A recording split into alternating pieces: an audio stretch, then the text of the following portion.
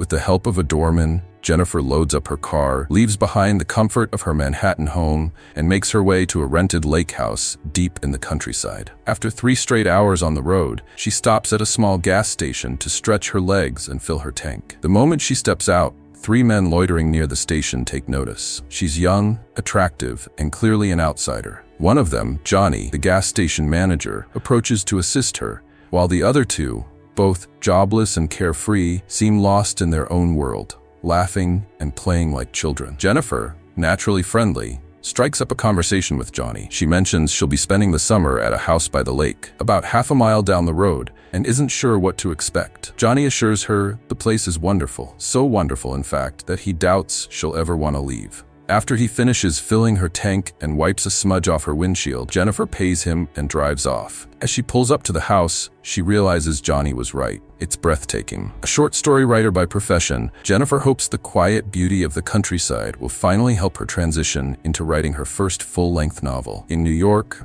distractions were endless. Here, she has privacy, freedom, and she intends to make the most of it. She takes off her clothes and slips into the lake, the cool water washing away the weight of city life. Afterward, she changes into something comfortable and begins unpacking. As she sorts through the drawers, her hand brushes against something unexpected, a weapon, hidden away. Before she can fully process it, a sudden knock at the door startles her. She opens it to find a young man standing there with her grocery delivery. His name is Matthew. It doesn't take long for Jennifer to notice that Matthew has a mild intellectual disability. She wonders if he had any trouble finding the lake house, but he reassures her with a bright smile. He knows the area better than anyone. Jennifer is impressed. In New York, people rarely pay attention to their surroundings, too busy rushing from one place to another. Matthew quickly picks up on her city background and makes an assumption. She must be a loose woman coming from such a sinful place. Curious, he casually asks if she's alone. Amused by his line of questioning, Jennifer jokes that she's staying in the big house with her fictional character, Mary. Jennifer must be famous, so he asks if she has a boyfriend. Jennifer playfully replies him that she has many. To Jennifer, it's harmless banter, but to Matthew, it's something else entirely. Confirmation.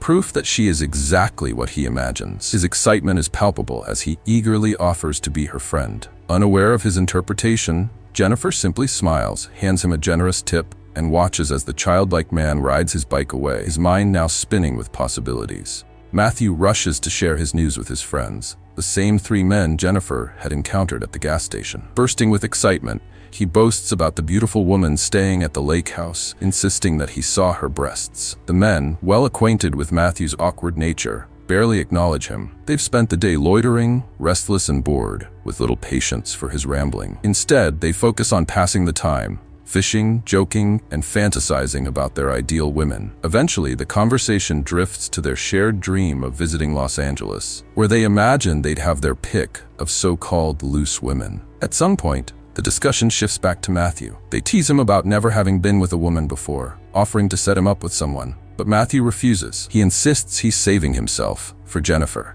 To him, she's different, unlike the women in town. Up until now, Jennifer had mostly faded from their thoughts, but Matthew, eager to impress, brings her back into their minds, and with a twist. He paints her as a woman of easy virtue, falsely claiming that the generous tip she gave him was actually payment for a kiss she begged him to give. This makes the others realize that the loose woman they've been dreaming of being with someday is already within reach. The next day, unaware of the comments her so-called friend Matthew had made about her, Jennifer takes a canoe out onto the lake, letting the beauty of nature wash over her. She finds it peaceful and inspiring, and for the first time since arriving, she feels ready to write. But while lying in her hammock, putting word after word on paper, her solitude is interrupted by the loud roar of an engine, breaking the quiet, slicing through the stillness of the lake. She turns to see a motorboat speeding past the cottage. It's Stanley and Andy. After hearing Matthew's story the night before, curiosity has gotten the better of them. Jennifer is no longer just a passing thought. She's an opportunity. Their disruptive display breaks Jennifer's concentration, making her abandon her writing and head inside. Later that night, as she lies in bed doing research, an uneasy feeling creeps over her. She hears faint but distinct noises that make her realize someone is outside, and it sounds like Stanley and Andy. Peering into the darkness and investigating her surroundings, Jennifer sees nothing. Just the night and the soft rustling of trees. When she steps back inside,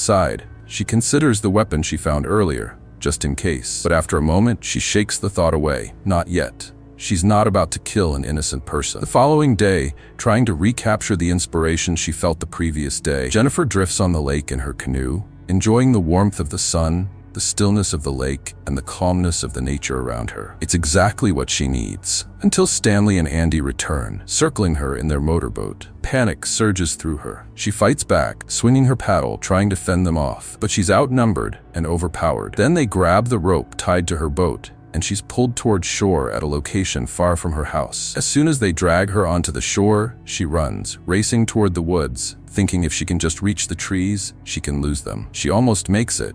But then Johnny appears, blocking her path, making her fall to the ground. Johnny grabs her clothes, then calls out for Matthew to become a man.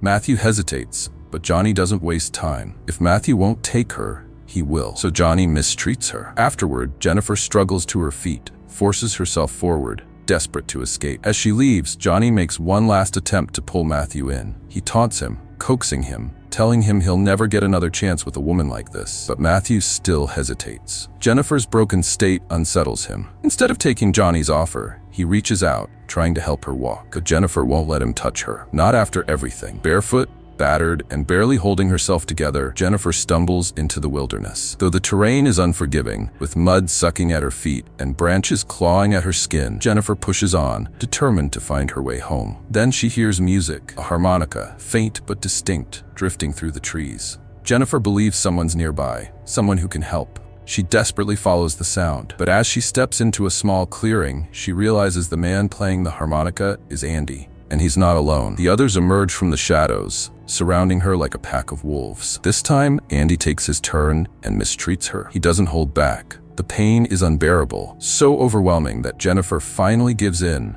and passes out. Seeing her unconscious, the men decide to leave her and head back to their boat. To cover their tracks, they tow her canoe to the middle of the river and abandon it there, tossing her clothes into the water. Hours later, Jennifer regains consciousness. Weak and disoriented, she stumbles through the wilderness, desperately trying to find her way home. After what feels like an eternity, she finally succeeds, but collapses just as she reaches her house. Crawling inside, she manages to reach her phone and tries to call for help. But before she can speak to the person on the other end, someone kicks the phone out of her hand. The crew is back. Thinking Jennifer died in the woods, they decided to head to her house to cover up their tracks. When they see that she's still alive, they decide to continue mistreating her. Jennifer barely has time to react before they attack her again, causing the defenseless woman agony. Weak and exhausted, Jennifer fights back, but her resistance only fuels Stanley's rage. He overpowers her effortlessly, forcing her into unconsciousness once more. Once more, the group turns to Matthew, taunting him to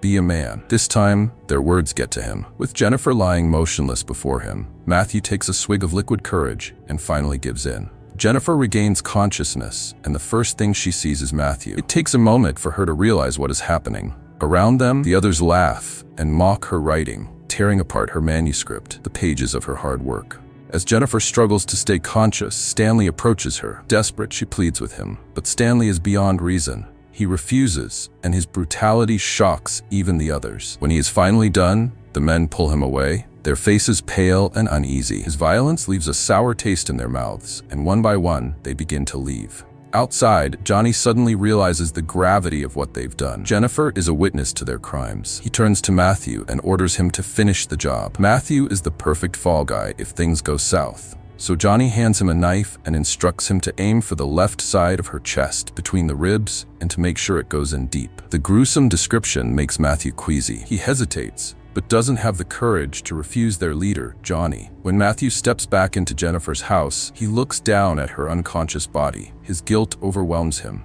and he can't bring himself to do it. Instead, he dabs the knife in her blood to make it look like he followed through, and returns to the others, claiming he's killed her. Johnny collects the murder weapon, and the men leave. Hours later, Jennifer drags herself to the bathroom, her body aching and her spirit shattered. She washes the filth from her skin, the water running red and brown as she scrubs away the evidence of their cruelty. In the days that follow, a traumatized Jennifer tends to her wounds, both physical and emotional. She gathers the torn pages of her manuscript, piecing them back together as she tries to do the same with herself. One day, her boat washes ashore. As she retrieves it, The simple act reminds her of why she came to this place, the inspiration this magical environment once gave her. The memory of her purpose reignites a spark within her, and she decides to channel her pain into her writing, and it helps. For the first time, the words flow from her, raw and unfiltered, as she begins to rebuild her life, one sentence at a time. Meanwhile, 2 weeks have passed since the crew believed Matthew had ended Jennifer's life. Yet, there has been no news of a body found, no foul smell of decomposition, no signs of a crime. The crew have no idea of what is going on at the lake house and have avoided the house, fearing that criminals often return to the scene of their crimes, risking capture. Instead, they turn their attention to Matthew, scrutinizing his behavior for signs that he might have lied about killing Jennifer. Matthew becomes anxious. His guilt and fear makes him begin to act erratic. Johnny, observing Matthew's unraveling, begins to suspect he never went through with the act. To confirm his suspicions, Johnny sends Andy and Stanley on a reconnaissance mission to the lake house. As their boat glides past the property, they spot Jennifer outside, sitting on the ground with a blank, distant stare in her eyes. Now certain Jennifer is alive, the crew confronts Matthew. They rough him up for his failure and cast him out, warning him never to return. Meanwhile, the sight of Andy and Stanley returning to the lake house makes Jennifer realize she is still in danger. Determined to protect herself, she retrieves the gun and heads to a local church. Inside, she kneels in silence, seeking forgiveness for what she is about to do. After leaving the church, Jennifer begins to execute her plan. She observes Johnny at the gas station, watching as he interacts with his family, his wife and 2 children. Seeing this side of him, she decides to leave him alone for now, shifting her focus to Matthew. Jennifer calls the grocery store, placing an order she knows Matthew will be sent to deliver. When the order is placed and Matthew is assigned her groceries for delivery, Matthew, already on edge, paces nervously, unable to entertain the thought of confronting Jennifer. However, seeing the store's staff cut some meat gives him an idea and courage to pick up the groceries and a knife, then head to Jennifer's house. Upon arriving, he sees Jennifer outside. She greets him with a calm demeanor and lures him deep into the woods. Under the shade of a large tree, she seduces him, exploiting his vulnerability. Matthew, torn between rage and regret, confesses that he hates her for ruining his life, but also apologizes, admitting he valued their friendship. He explains that he knew she would leave at the end of the summer and he would be left alone with the others. Jennifer listens silently, her true intentions unreadable. She removes her clothes, and Matthew, unable to resist, succumbs. Just as he reaches the peak of his vulnerability, Jennifer strikes. She wraps a rope around his neck, hanging him from the tree until his movements cease. Once certain he is dead, she pushes his body into the lake, staging it to look like a suit. She tosses his bicycle and the groceries into the water, ensuring the scene is convincing. Returning to the house, Jennifer calls the grocery store, calmly complaining that her delivery never arrived. At the gas station, Jennifer spots Johnny alone. She approaches him with a seductive smile, directing him to enter her car. Johnny, believing Jennifer loved every moment of what they did to her, starts to feel a twisted sense of pride and recalls how he once told her she would like it here. He follows her without hesitation. Halfway to her house, Jennifer stops the car. When Johnny steps out, she points a gun at him, ordering him to remove all his clothing. Johnny, caught off guard, tries to shift the blame onto her. He claims she enticed them, exposing her legs at the gas station, wearing a sheer top without a bra in front of Matthew, and lying in the canoe in her bikini as if inviting their advances. Jennifer listens, her disgust growing as Johnny continues to justify their actions. Realizing he doesn't deserve a quick death, she pretends to believe him and invites him back to the lake house for a hot bath. Johnny, misreading her intentions, follows her. In the bathroom, Jennifer plays along, offering him a moment of false comfort using her hands. As Johnny relaxes to the touch, she casually mentions that she killed Matthew, describing in detail how she did it and disposed of his body. Johnny laughs, thinking it's a joke, but as he gets even more comfortable, Jennifer grabs the knife Matthew had brought and severs his part. She leaves the bathroom, locking the door behind her. Johnny's screams echo through the cottage, but Jennifer drowns them out with loud opera music. She waits until the sounds cease, then returns to dump his body in the basement. She burns his clothes in the fireplace, erasing any trace of his presence. Meanwhile, Stanley and Andy learn from Johnny's wife that he is missing. Furious, she accuses them of being a bad influence and blames them for Johnny's disappearance. She sends them away with a warning, vowing to make them pay if they ever return. Determined to find Johnny, Stanley and Andy take their boat to Jennifer's cabin. Jennifer hears them approaching and hides, watching as Andy steps ashore with an axe, while Stanley stays in the boat to keep watch. Jennifer slips into the water, swimming silently to the boat. She shoves Stanley overboard, then climbs aboard and circles him, mocking him just as they had done to her. Andy watches from the shore, frozen in indecision as Stanley calls out for help. When Stanley grows too exhausted to struggle, Andy finally moves. Jennifer speeds the boat toward him, and Andy swings the axe, but it slips from his hands and falls into the boat. Jennifer grabs it and retreats, leaving Andy to swim out to Stanley. As the two men struggle in the water, Jennifer watches coldly. Just as they begin to think they might survive, she plunges the axe into Andy's back, ending his life. Stanley, now alone, clings to the boat's motor, begging for mercy and blaming Johnny for everything. Jennifer leans down, repeating the same cruel words Stanley once spat at her during the assault. Suck it, starts the motor, ending his life with the propeller as she speeds away.